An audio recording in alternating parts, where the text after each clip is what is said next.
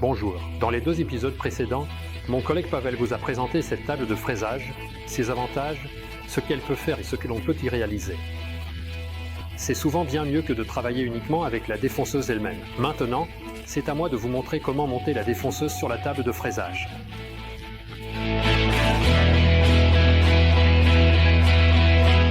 Pour cela, j'ai choisi l'une des meilleures défonceuses, qui étant plus accessible et parfaitement adaptée à l'intégration dans la table de fraisage, alors allons-y. Bien sûr, vous pouvez y mettre n'importe quelle autre défonceuse. C'est possible grâce à l'utilisation d'une plaque de montage universelle. La plaque de montage est fixée à la table de fraisage par 4 vis à tête fraisée et à filetage métrique.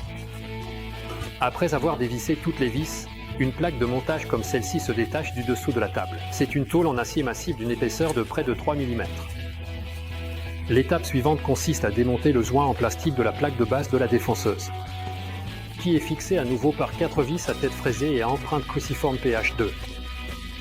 Nous allons maintenant utiliser le joint de protection en plastique démonté essentiellement comme gabarit pour percer des trous dans cette plaque de montage.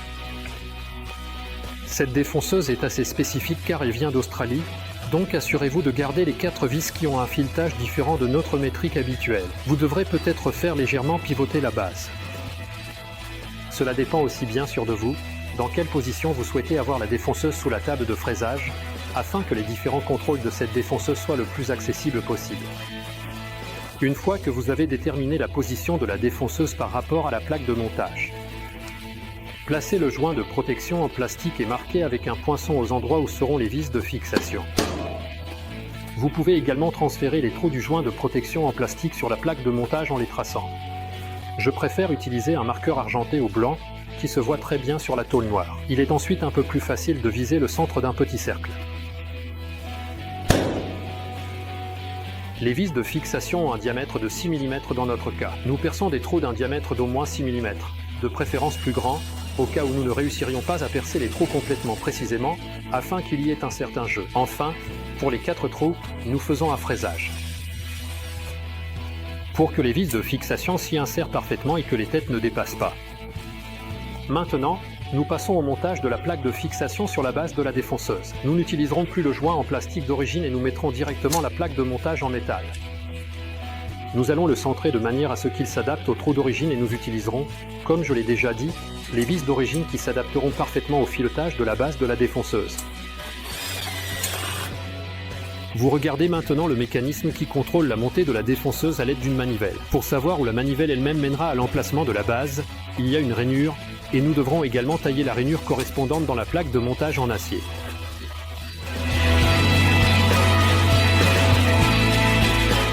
Une méthode plus rapide, mais moins élégante, consiste à découper la rainure à l'aide d'une meuleuse.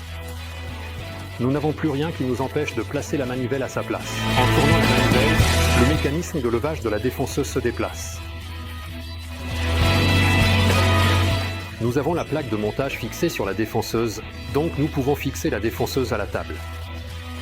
Le fait qu'elle soit maintenant à l'envers n'est pas dû au montage lui-même, car cela nous aurait empêché de serrer les vis de l'autre côté, mais c'est pour que nous puissions tester dans quelle position nous allons monter la défonceuse sur la table. C'est important justement à cause de la manivelle de contrôle. Pour éviter qu'elle ne se retrouve dans les zones où nous avons des règles ou des butées, car chaque fois que nous voudrions utiliser la manivelle pour changer la hauteur de fraisage, nous devrions démonter ces butées, ce que nous ne voulons certainement pas. Nous allons mesurer le diamètre de la manivelle. Il fait exactement 11 mm. Nous aurons donc besoin d'un foret un peu plus grand. J'ai justement un 11,2, donc celui-ci sera parfait, mais vous pouvez aussi utiliser un 12, nous n'avons même pas besoin de pré-percer, car nous perçons dans de l'aluminium, qui est tendre, donc cela ira très bien.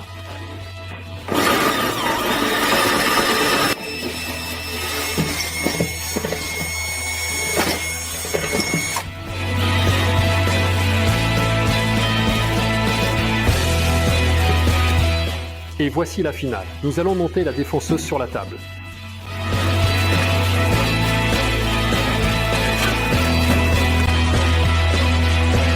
Alors, vous pouvez terminer le reste du travail avec un bon tournevis électrique qui est très pratique et efficace. Utilisez-le pour visser rapidement et sans effort, ce qui vous fera gagner du temps et de l'énergie.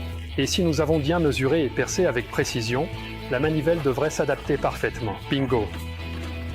vous remarquerez sûrement que ça monte un peu plus difficilement. Et je vais vous dire pourquoi. C'est parce qu'il y a un ressort poussé dans ce poteau.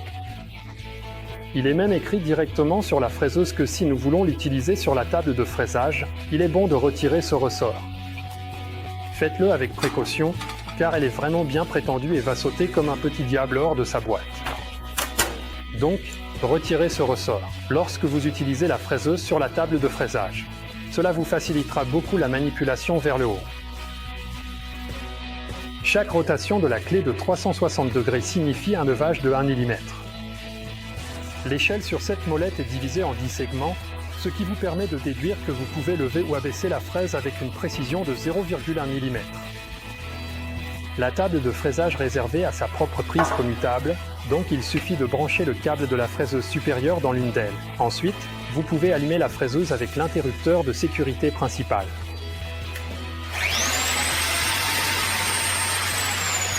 Nous ne pouvons pas éviter de contrôler avec l'interrupteur de sécurité directement sur la fraise supérieure si nous voulons utiliser le verrouillage de la broche. Donc, nous devons éteindre l'interrupteur, ce qui active cet écran de sécurité, et nous pouvons faire remonter la fraiseuse complètement vers le haut, ce qui verrouille la broche et permet à la pince de sortir agréablement au-dessus de la surface, nous permettant de la desserrer confortablement d'une seule main. Éventuellement, dévisser complètement, la remplacer par une plus petite, ici c'était du 12, maintenant c'est du 8, on la serre légèrement à la main et le reste, on le serre à nouveau uniquement d'une main. Ce n'est que lorsque la fraiseuse est redescendue en position sécurisée qu'il est possible d'ouvrir le capot de protection de l'interrupteur et de l'allumer. Super, mission accomplie. Maintenant, la table de fraisage est entièrement équipée pour votre travail. Et il faut dire que cette fraiseuse supérieure est vraiment faite pour lui. Donc, je vous la recommande et je vous souhaite beaucoup de succès, que ce soit en culture ou en menuiserie.